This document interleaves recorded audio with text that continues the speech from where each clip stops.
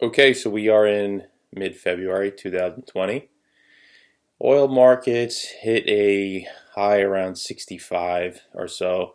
Looked like it was going to be a breakout, and then coronavirus came into the picture and really caught all of the markets by surprise, and we saw a dip below 50 after a steady 1 month or so decline.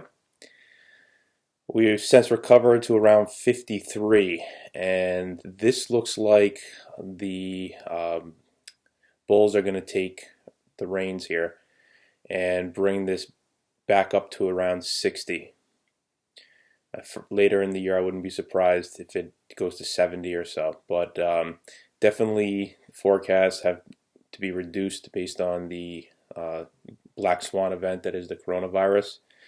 But it looks like after approximately 5-6 weeks of developments that the China the spread of the virus in China is slowing, and there's a couple pockets that need to be put out throughout the world, and this should be behind us. At that point, you're going to see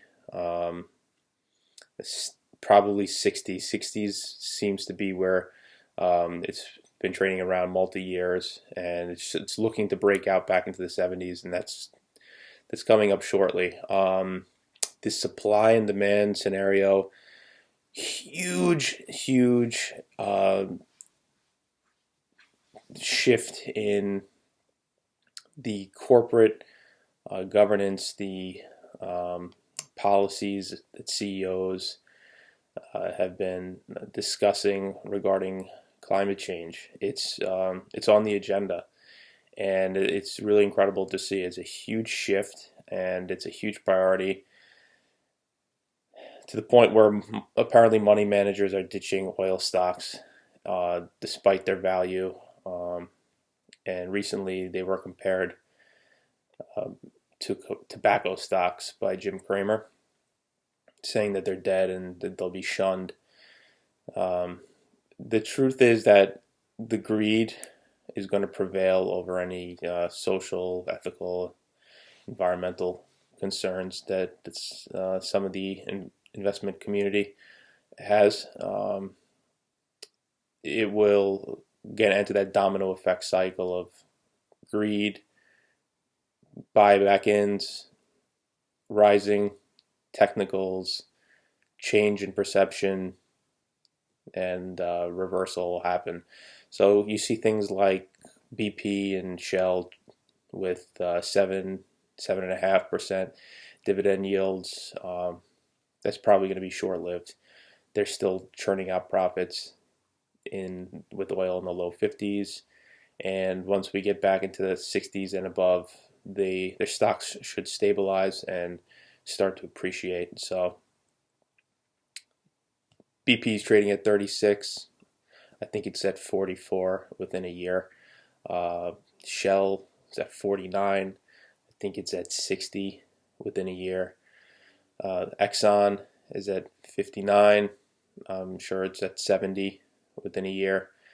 Chevron is at 109. I'm sure it's at 125 in a year. EOG is at 74. I wouldn't be surprised if we saw it at 100 within a year. ConocoPhillips, 58, 59. Wouldn't be surprised if we saw it at 70. So, it looks like, to me, there's 20% or more to be made in most of the oil majors in a year.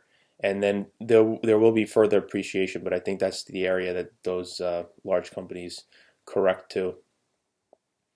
And it's just been wild. The attacks, the terrorist attacks that occurred, the bombing of the U.S. bases, the terrorist attack in Saudi Arabia, the attacks in Iran, Iraq, didn't do anything. It caused a real short-term spike, and that was it. So, wild ride. We're back down to the low 50s, but notice how we didn't plunge to into the 40s and into the 30s, which is what had happened in other episodes of extreme falls. It seems to be this bottom getting put in the 50s, and that is the all-time higher low. So, in my opinion, so let's see what happens here. Coronavirus putting a $5 to $10 discount on oil, and with that abating, we should see the correction soon. And look forward to discussing what happens with oil. So many factors are going to play out in the coming year or two. Probably the shale output is going to hit the point where it causes the price of WTI to close in on the spread to Brent. I don't know when that's going to happen, but that's something that will happen. Right now, I think it's $6 or so spread. You should see it closer to 2. And the Libyan output is still down. Venezuela still issues. Yeah, from the production standpoint, it seems like the market's well supplied. Russia doesn't want to cut with other OPEC Plus members, so they're still pumping like crazy.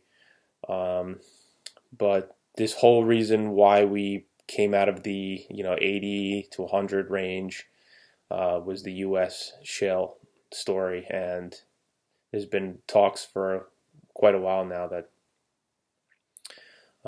the diminishing returns of those wells will have an impact. So when that happens, who knows? But that's the big story here. Irregardless what happens with the OPEC Plus players, the shale story has shown to have quite an influence on the price. And if anything materializes in that regard, you will see 20-25% increase in crude pretty quickly. So again, very bullish long term, bullish short term. It's just probably going to take a longer period of time to hit that 100 mark. It's probably looking like 2022 is when that's going to happen. 2020 we'll probably see 60s, high 60s. 2021 70s, 80s, and then 2022 90s and 100s. So let's see what happens, but it's on the record. Thanks.